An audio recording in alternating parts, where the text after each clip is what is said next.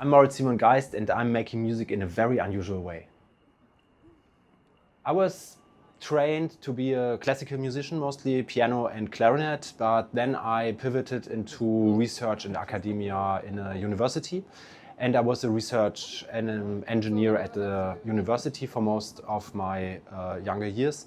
But at some point I realized that working in an office and just filling out Excel tables all day is not good for me, and I started my art career. And so maybe since 12 years I'm only pursuing this art career and working with different kinds of artistic ventures.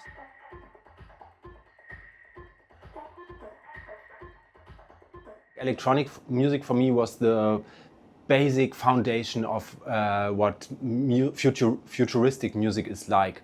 I started with acts like FX Twin, for example, or Square Pusher, like very famous musicians in the 90s and 2000s.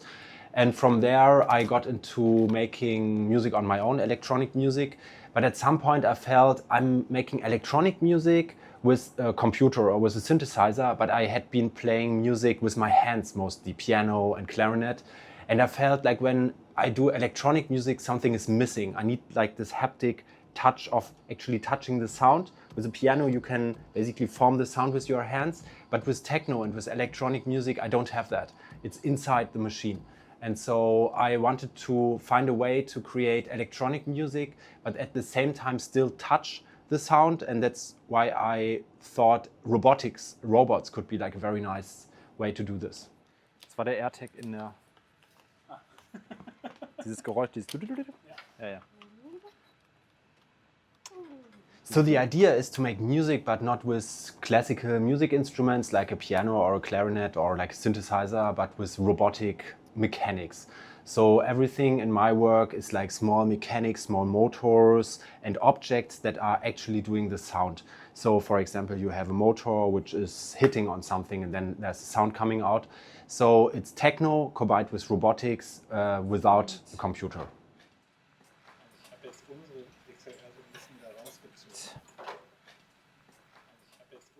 A lot of people, they cannot really understand the repetitive patterns and how the sound evolves.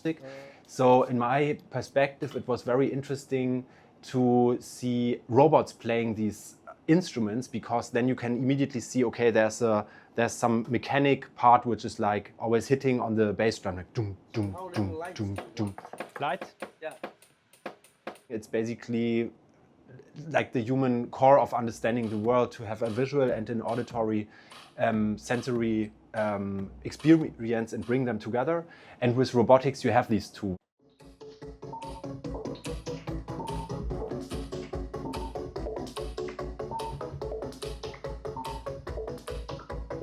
So a lot of people, they ask me like how I find ideas for creating the works. And for example, my son was unpacking a Lego set lately, and then he found like the sound. And I was like, wow, that's a very nice like ASMR like sound with a lot of textures.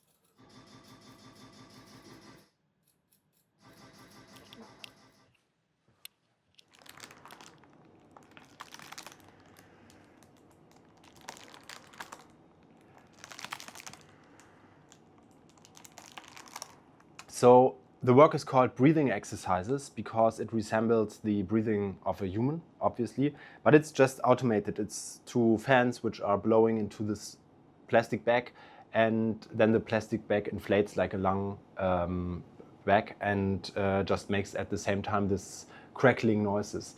And this is just a prototype, but this is how we find most of our sound works. So by accident or by planning, just like thinking, okay, I want to have this sound, and how can I find it in the real world? What kind of objects make this particular sound?